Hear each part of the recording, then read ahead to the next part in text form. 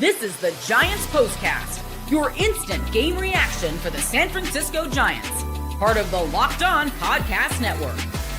Your team every day.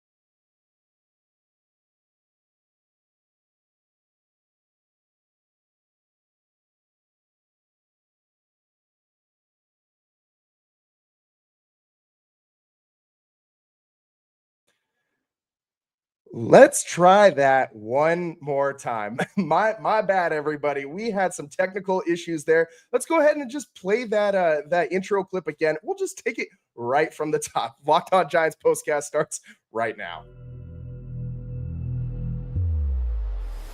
This is the Giants Postcast, your instant game reaction for the San Francisco Giants, part of the Locked On Podcast Network. Your team every day. Hey, there it is. We got the audio back. Welcome back to the Locked On Giants postcast. I'm your host, Eric Triple E Engel. You may know me as the former producer for the Murph and Mac Morning Show on KMBR. And man, the Giants got off to a much better start today than I did on this show. Opened up their play at Oracle Park this season in style with a huge walk-off win over the Seattle Mariners. Willy Adames, the team's biggest acquisition in free agency, sent Giants fans home happy with a 2-out poke to right field, which scored 2 runs for a comeback win. And man, what a poke to right field that was. What a way to endear yourself to Giants fans. I mean, you become the biggest free agent signing in Giants history, the most expensive free agent signing in Giants history, and takes one game at Oracle Park for him to pay it off. I mean, he's got a long way to go. Hopefully, this is the first of many big moments for Adames in the orange and black. But man, what a way to start your career here in San Francisco. This game, an absolute marathon, as it was the longest game in the pitch clock era for the Giants and the second longest San Francisco Giants home opener ever. We'll break it all down, but first, I want to thank all of you for watching us on the Locked On Giants YouTube channel. Please hit that subscribe button right now. Thanks also for listening on the Locked On Giants podcast feed, and make sure to check out the Locked On Giants Daily Show for more in-depth coverage. My guy, Ben Kaspick, doing a great job as always. And I just want to shout out the entire chat for one, mentioning that my audio was muted and I, stubbornly didn't look over to the chat until a couple minutes into the show. Thank you all for hanging with me. We fixed the audio issues and we're rolling now. Shout out also my wonderful girlfriend who ran in and notified me, hey, nobody can hear you, buddy. You gotta turn the mic on. Here we go. Giants, huge win. Let's get right to it. The meat of the action there in the 11th inning. Spencer Bivens out there on the hill, and the Mariners, he ends up giving runners up at the corners. Master Boney singles and moves the Manfred man over to third base, which I absolutely hate. Seeing that Manfred man out there on second base, one of the worst things in all of baseball. I absolutely hate that rule. It is stupid, just like Rob Manfred is stupid with 90% of the things that he does. Topic for another day. Spencer Bivens then issues a walk to load the bases, and now he ends up getting another out. So you got 2 outs with the bases loaded, and he throws a scud missile into the left-handed batter box. And I mean, this thing bounced like just barely in front of the grass, like barely made it to the dirt. And if there was a runner standing in that left-handed batter's box, he would have absolutely gotten plunked by that pitch, probably on the foot. And run scores from third base, 0 chance for Huff, who was in a catcher at this point in the game, to block that ball. And it gives the Mariners a 9-8 lead. Then in the bottom of the 11th, it was not looking good for the Giants. A Huff ground ball moves that Manfred man over to third base. And the Mariners were down to their last arm in their bullpen. And Vargas looked like he had tweaked his back or something. The trainer came out and looked at him, was looking a little taxed, but he ends up walking Tyler Fitzgerald after taking a minute, throwing a couple warm-up pitches, says he's good to go. But Fitzgerald, that walk did not have to be a walk. I mean, the way credit Fitz, because the way that this game was being called, the way that everything was happening in today's game, that umpire behind the plate had a very tight strike zone, was not giving corners for anybody out there on the hill. And so Fitzgerald knew that, and he took that walk up there. He was not hitting the ball very well, did not have a hit in today's game. He did have a nice bunt at one point in time, but with that walk, it set the stage because he then stole second base. But you had Lamont Wade at the plate, who was absolutely red hot today. 3 extra base hits for Lamont Wade Jr. And Tyler Fitzgerald then lays, after, like I said, steals second. And Willy Adames comes to the plate after Lamont Wade Jr. strikes out, looking, got to swing the bat in that situation. And with 2 outs, Adames, as I said, pokes one to right field, walk-off Willy, and a walk-off on Giants opening day at Oracle Park. 10-9 is your final score because both of those runs scored. The Manfred man that the Giants had on third base and Tyler Fitzgerald scoring from second base. And just so you know, Tyler Fitzgerald ran through a stop sign at third base on his way to score. So, I mean, credit Fitz for having some situational awareness in this game, contributing to the game in other ways after making one of the biggest blunders of the season so far for the Giants. I mean, that error that he had in the sixth inning with Duvall on the hill when the infield was in and he got just a nice, easy chopper hit right to him.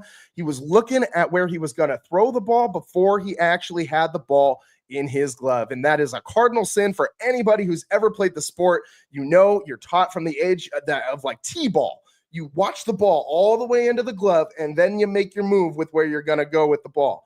And Fitz did not do that, got a little bit ahead of himself in that situation all day long on Twitter machine or the X machine or whatever the hell we call that app these days. I've been seeing people just, clamoring for a new second baseman for the Giants. And I know this isn't like the trendy thing to say. This isn't like the most, hot take in the world, but I'm going to caution some patience with Tyler Fitzgerald. He's a very young player. He's got a lot of season left. He's going to get more opportunities at second base. And I think that he, based on the way that he played last year, based on the way that he's played situational baseball this year, I'm talking about his bunting, his stealing, his ability to impact the game in ways other than just with home runs and extra base hits. I think we got to give him a little bit more time. He's been all over the place in his career. He's played center field. He's played shortstop. We've even seen him at third base at times last year, second base sometimes. This guy needs some time to get used to the position. He's not going to be the best glove in the world at second base right now. But I'll tell you what, Casey Schmidt might get some looks later on this season. He'll get some opportunity there as well. I do not believe that Casey Schmidt is a better second baseman in the field than Tyler Fitzgerald. Does Casey Schmidt have a stick at the bat? Oh, yeah, he's got a stick when he's standing in that box. Casey Schmidt can hit the ball a billion miles an hour. Maybe you like that a little bit more, the long ball potential there for Schmidt. But Fitz last year showed that he's got that potential too. So I'm going to caution everybody a little bit of patience on Tyler Fitzgerald. I know that is not the hot take that everybody wants to hear and get behind, but some patience, please, with my guy Fitz. The Giants overall today, pretty up and down game. I mean, back and forth all day long. They had 17 hits in this one, 10 runs. They had 28 opportunities with runners in scoring position. That is a hell of a lot of opportunities. They go 6 for 28 in that situation. Would have liked to see a couple more hits from the Giants with runners on base, especially later in this game. But as this game progressed, we all know how those shadows work at Oracle Park, and that weird shadow orientation where the batter is in the shadows and the pitcher is in the light. It creates a weird backdrop for a hitter to try and track that ball out of the pitcher's hand. And we saw the Giants really struggle in these situations as the game went on, but they had just enough in the tank. And we're never going to criticize the team for having 17 hits and 10 runs in one game. That was not really the issue in today's game. The main issue was the pitching, because the Giants pitchers also gave up 15 hits and 9 runs. That error on Tyler Fitzgerald means the Giants no longer have an errorless season. They're not going to go all 162 without committing an error, unfortunately. But they're still one of the best fielding teams in baseball to this point in the season. But that sixth inning, man, was a little rough. It was rattling Camilo Doval out there on the mound. We talked the other day about how important it is that Camilo Doval has a trustworthy and sure-gloved defense behind him, because at times last year when he didn't, that's when he got rattled. When he was trying to be too perfect and too precise with his pitching, it's when you saw him get control issues and command issues, walked a lot of guys, gave up a bunch of meatballs right down the middle like he's serving plates at Original Joe's. I mean, this guy needs a solid defense behind him, needs to be able to trust the guys behind him. And a situation like that, you would like to see an error happen in almost any other situation. That was like the most inexcusable opportunity for that to happen for the Giants. But like I said, patience with Fitz. But The rest of the Giants pitchers today, there were a lot of them. The Giants threw 1, 2, 3, 4, 5, 6, 7, 8 different arms today, starting with Justin Verlander, who did not get out of that third inning. 2.1 innings pitched, 5 hits, 3 runs. He threw a hell of a lot of pitches, 2 walks, and he completely spoiled my my Prize Picks Friday Friday flex play. I always get in on those flex plays for Prize Picks, and Verlander just completely screwed that one, man. I mean, I had him over 17 and a half outs today. Did not get anywhere close to that. But when he came out of this game with the bases juiced and only 1 out, they turned to Randy Rodriguez. And I want to highlight Randy because he has been so unbelievably good out of the bullpen in these high leverage, high pressure situations. And Bob Melvin has turned to him in damn near every situation where you have less than 2 outs and multiple runners on base or in scoring position. Randy Rodriguez is that first guy out of the pen. And that the young flamethrower has showed why he has earned this spot and earned the trust of Bob Melvin. This guy came up huge again for the Giants. That could have been a massive, massive blow-up inning that would have ruined the home opener and just made none of this in the 9th inning even possible. None of this after the 9th inning, I should say, even possible. But, man, it was amazing seeing the Giants go back and forth with the Mariners. Every time the Mariners punched them, the Giants got right back up and punched right back. I mean, the Giants never say die in this one. This is a gritty team, a grindy team, and they absolutely grinded this one out today. We got a lot to get into still on this show today. We got to still get to our player of the game, which I think you can guess who that's going to be. We got to get to what you'll be talking about and today's turning point. Stick with us as you have been on the Locked On Giants postcast. Thanks to everybody who stuck through our technical issues in the beginning of the show. Appreciate all of our everydayers today. Locked On Giants rolls on. Today's show is brought to you by Supply House. Get the supplies you need from the site that's made for the skilled trades. Supply House. Whether you're in plumbing, HVAC, or electrical work, Supply House is the reliable way to order products online. Their easy-to-use website is jam-packed with helpful resources and the latest product info to help you get the job done right. Plus, with a complete inventory of over 200,000 parts from 400 plus top brands, you'll find exactly what you need delivered fast from coast to coast. Need help with an order? Supply House offers expert support and industry-leading service, so you always talk to a real person. And for the trade pros looking for an extra edge, their free Trade Master program offers exclusive perks like a dedicated phone line, free shipping, and discounts on every order. Thousands of skilled professionals are already taking advantage, and now it's your turn. Join the Trade Master program today at supplyhouse.com/TM and start ordering plumbing, HVAC, and electrical supplies with just a few clicks. Plus, use promo code SH5. That's SH5 for 5% off your first order. Supplyhouse.com. And today's show is also sponsored by Gametime. There's nothing better than catching an MLB game live, especially at Oracle Park. The crack of the back, the roar of the crowd, and the smell of ballpark food. And if you're looking to go last minute, Gametime makes getting tickets easier than ever. With last minute deals, all-in pricing, and a lowest price guarantee, Gametime takes the stress out of buying MLB tickets. Plus, ticket prices drop as game time gets closer, meaning you can score an incredible deal. And I was just on Game Time yesterday because I need to get me out to Oracle Park. I need one of those Matt Chapman bobbleheads. I've been feeling pretty lucky in life lately. Maybe I'll get one of those gold ones. Maybe I'll get one of the 4 lucky autographed ones with the Matt Chapman squiggled on mustache. I'm just feeling it lately. I'm putting the particles out there. It's gonna happen, but it wouldn't happen without me getting my tickets through Game Time. Take the guesswork out of buying tickets with Game Time. Download the Game Time app, create an account, and use code LOCKEDONMLB for $20 off your first purchase. Terms apply. Again, create an account, redeem code LOCKEDONMLB for $20 off. Download Game Time today. Last minute tickets, lowest price guaranteed. Welcome back to the Locked On Giants postcast. I'm your host, Eric Triple E Engel, and I just want to say thank you to virtually every single everydayer that we had that let me know in the chat that our audio wasn't working to start the show. If you are listening to this later on the podcast version, I'm absolutely cutting out that first 7 minutes where I was just talking into the ether with nobody listening. But so for all the people listening on the podcast version, I was sitting here for like 7 to 10 minutes just screaming, and like all of our everydayers just hung out, and I see Kid Tricksta saying Eric was too hyped. That's absolutely true. Way too hyped. I was a little overexcited about the Willy Adames walk-off. And man, why wouldn't I be? This guy delivered huge for the Giants, and that makes him our player of the game. This is the Locked On Player of the Game.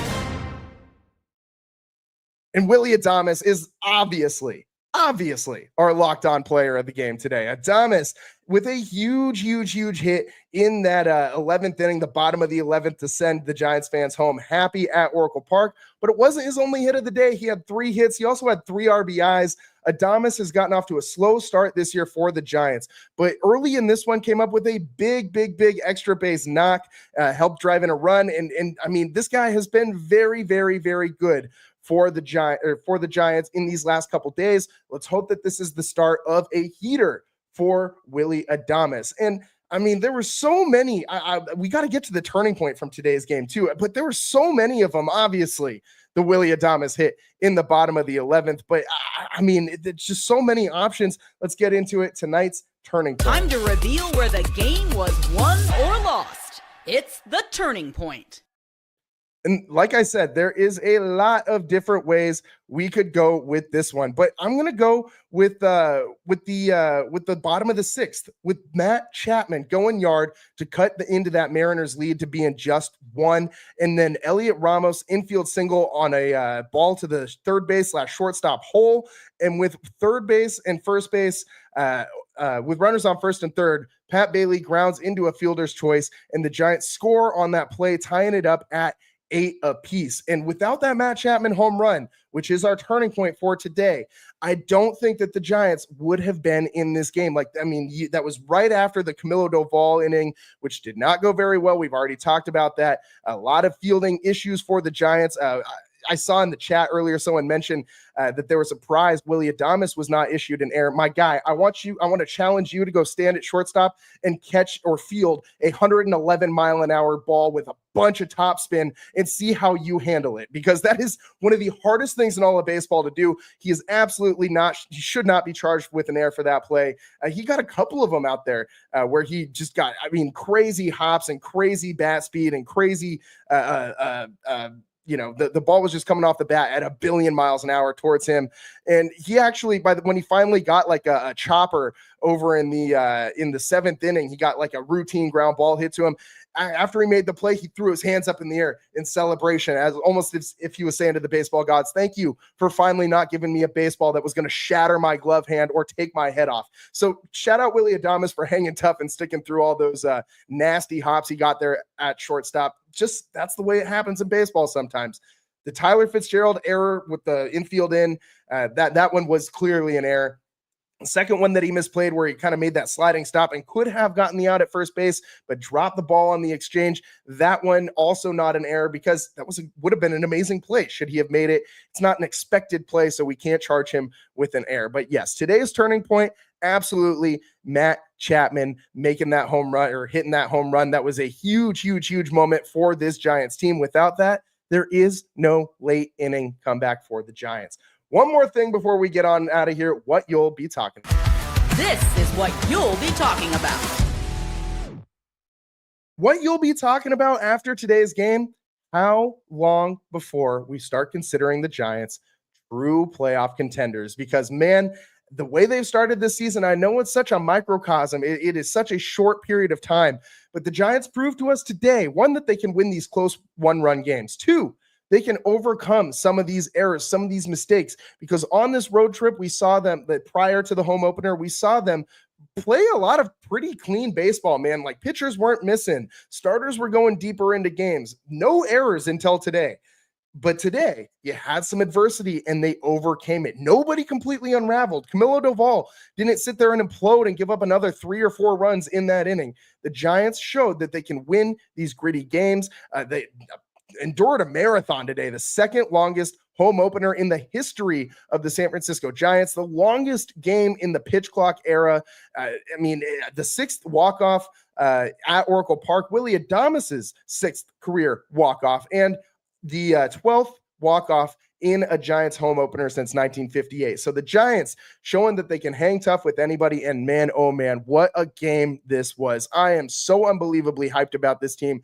I truly believe that they are going to be, at the very least, playing meaningful games in September. I do not think that this is a team that's going to be out of contention, when the calendar flips from August to September. If you guys remember last year, they played a 3-game series against the Mariners around that time, and they got swept by the Mariners at home. And maybe they just lost the series, but I think they got swept 3-9 against the Mariners, who, by the way, had a payroll, active roster payroll at the time of about $15 million. So a bunch of nobodies on that team came into Oracle Park and essentially ended the Giants season. And that was it. I mean, the rest of September, it was like, why even bother getting out to Oracle other than just for the vibes? Because the Giants weren't doing anything with the end of that season. And maybe you wanted to watch some of the young guys and see what they would do, but this team, I really do think this team has some legs to them. I think they're going to be playing meaningful games late in the season. If I can nitpick a little bit, the one thing I'm very confused about Hayden Birdsong's usage. Why did he not come in today in long relief for Justin Verlander? It seems obvious to me that would be the guy you would turn to after Randy Rodriguez, because Randy did his job. Maybe you don't want Birdsong in that high leverage situation. I understand that. Randy's been very good in those moments so far. But why not turn to him next? You go to Trevino and then just a whole host of other arms. You didn't use Birdsong at all today. He's only thrown one time so far this season. Only one game. He pitched 2 innings, 20 some odd pitches. There are a lot of miles left on that arm for a guy who was a starter last season. So kind of confusing why they didn't use him today. They went Randy Rodriguez, Lou Trevino, Camilo Doval, Eric Miller, Rogers, Walker, and then Bivens. So the Giants using a whole host of arms out of the pen today, but hey, they got it done. Walk-off win at home. That's all that we really need to know, man. The Giants home opener goes the way that you want it to go, just like we drew it up, man. An 11th inning walk-off from Willy Adames. That's, what more could you really want? So the Giants escape with another win. They're 6-1 on the season now, playing the Mariners tomorrow out there at Oracle Park. I think it's a 6 p.m. start, and the Giants are doing a Matt Chapman bobblehead giveaway, as I mentioned earlier in the show. Hope you guys can get out there and get one of those Matt Chapman bobbleheads. I'll be out there. If you see me, stop me, say what's up. Always love interacting with everybody out there in the wild. So if you see me outside, come and say what's up to Triple E. Hope you guys all enjoyed the show today. Thank every single one of you watching on the YouTube channel that stuck with us through our 7, 8, 9 minutes, however long it was, of technical difficulties. And if you're confused because you're listening on the podcast version, just check out the YouTube version if you want to laugh at me and make him one of my biggest E's. Triple E, I'm allowed 3 errors per show. If you want to laugh at one of my biggest errors, since I've been working at the Locked On Sports Network, go ahead and check out the YouTube version on the Locked On Giants channel and enjoy some laughs and some vibes with the Giants win today. Shout out all of our everydayers in the chat today. And man, what a game. What a game. What a game. I'm all about this team. I hope you guys are all about the show as well. Shout out our everydayers and shout out everybody tuning in to the Locked On Giants postcast. That's all the time we got for you guys today. I'm your host, Eric Triple E Engel. We'll see you next time. Peace.